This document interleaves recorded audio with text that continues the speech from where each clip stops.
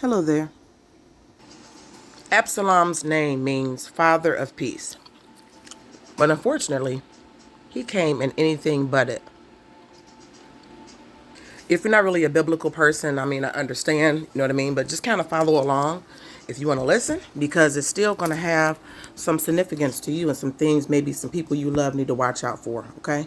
So, Absalom, I know you guys that's familiar with the church world or Christendom in this modern day society, they love to say the spirit of Absalom, which is very real. You know, when they say spirit of, most, church people, especially black church folk, they like to say, the fear spirit, and you know what I mean? But they basically using it to describe some type of like force or some type of personality type or archetype as to why someone is acting that way. It's almost like spiritual psychology when we say like narcissistic personality or psychopath or borderline personality or histrionic, any of the cluster B personality types. You have sadistic personality type, all sorts of stuff. Okay, then you might have the neurodivergence. That's more so how their brain is made up and things of that nature. So when church people say spirit of Absalom, they're most likely talking about someone who they have helped that ended up turning on them and wanted to take what they built. That's what they mean. Just so you can know. So Absalom, let's break this name down. Absalom means father of peace, like I said at the beginning, but he did not come in peace, okay? So when people say that they have spiritual sons and spiritual daughters, right? More likely, because Absalom is a male, it's like a masculine type of spirit. Absalom was David's. I know you guys have heard of King David. That was his son, okay? And he was very beautiful. He was very gorgeous, very nice looking man.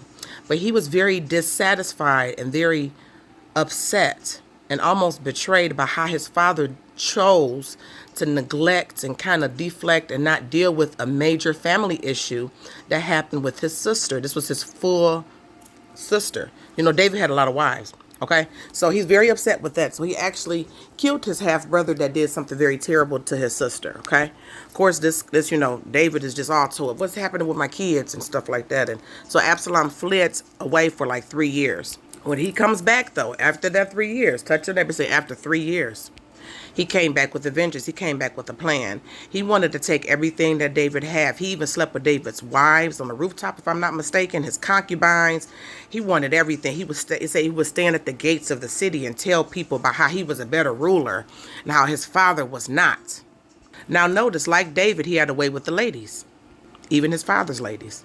And like David, he was very beautiful. The Bible talks about David being very, very ruddy in appearance. That means very fleshly, skin tone.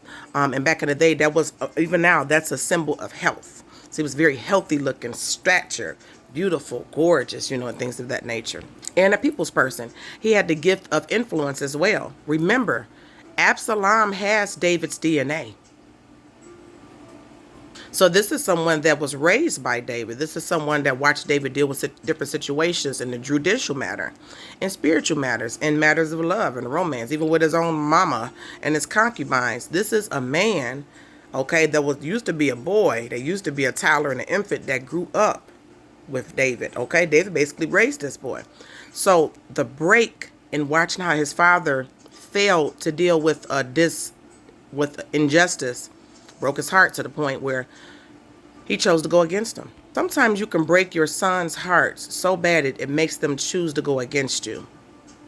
So before you keep bragging about all these sons that you have, my son and my son this, just remember, there are some sons that have been around you for a very long time and has watched how you have dealt with things, and you don't know, but silently how you chose to deal with things broke their heart. You need to be careful about who you call these sons. Now, for some of you, this might be biological. You know what I mean? It might be a biological son. You know what I mean? It's like, oh my goodness, what's happening around here? Or it might be what you call these more so these spiritual sons. Okay? Because a lot of them want your kingdom. They want your women. And they want your influence. I've seen this happen countless and countless amount of times with wonderful, gifted men. Why am I directing this towards men?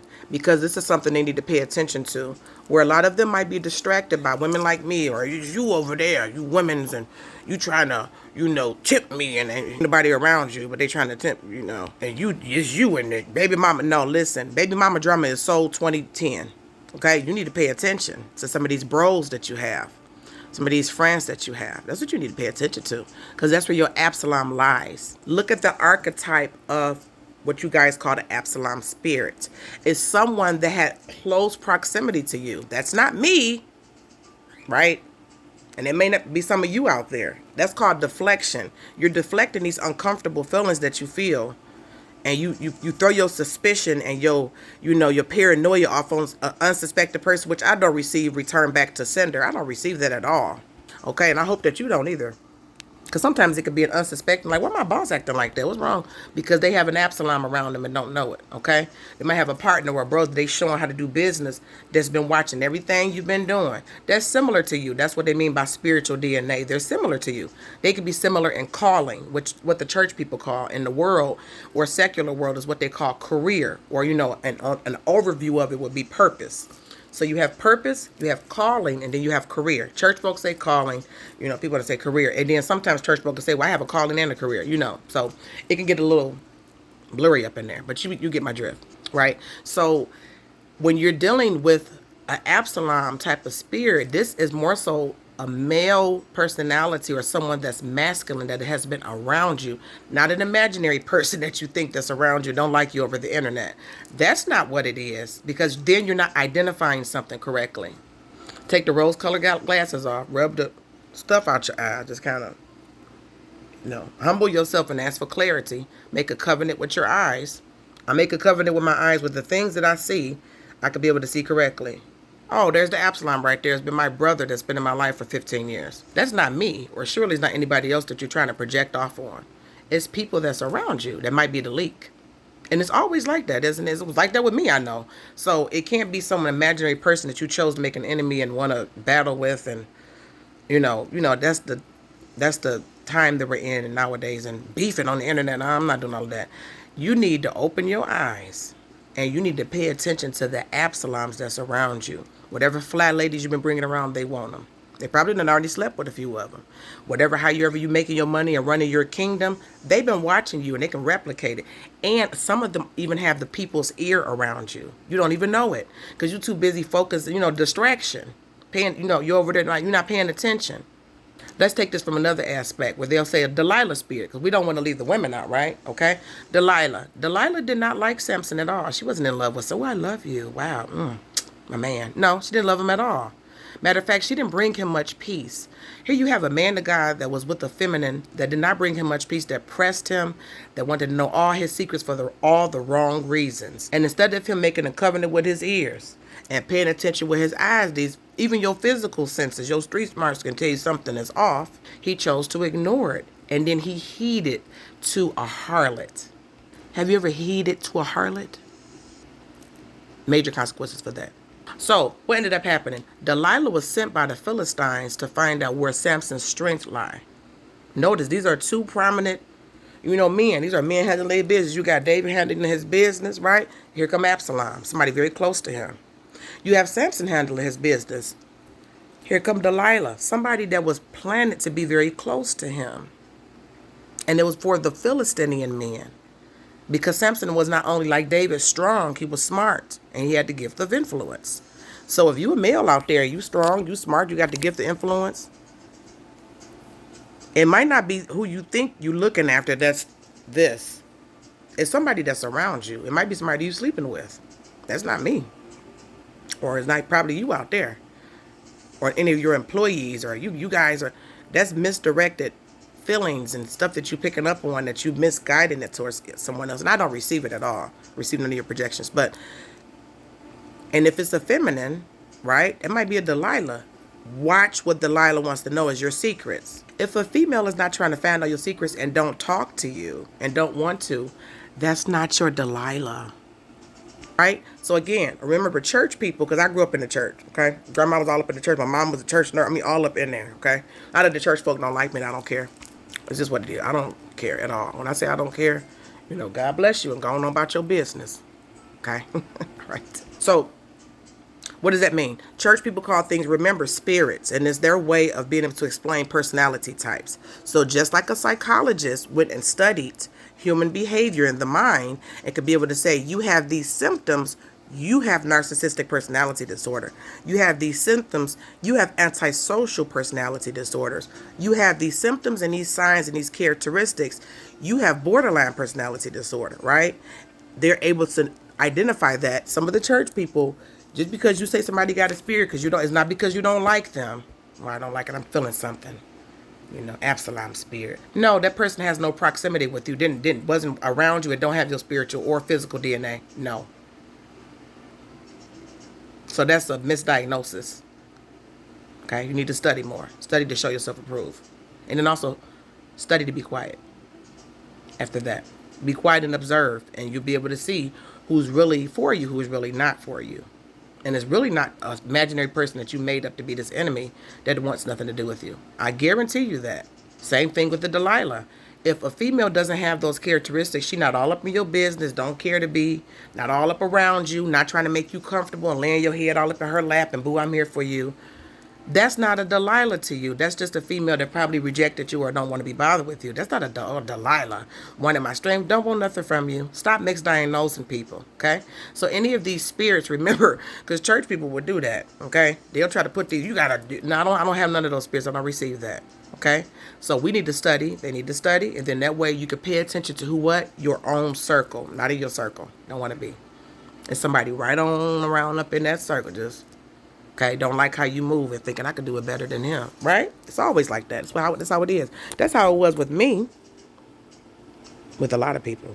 So it's not just me. Like, you're the anomaly. No, I don't think so. I'm not the only person that's been betrayed or people that try to, what this taking their spot or want to be like you and I'm going to replace you. I'm not the only person. And remember, more money, more problems. All of y'all, you broke it. You down there. Okay, on the class level. I'm upper class. Okay, upper class. That's great. I'm happy for you. You probably work really hard.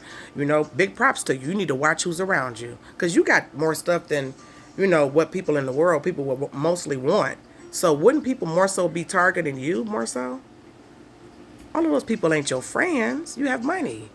You have influence. You look good. You might be packing. That thing might be thinking.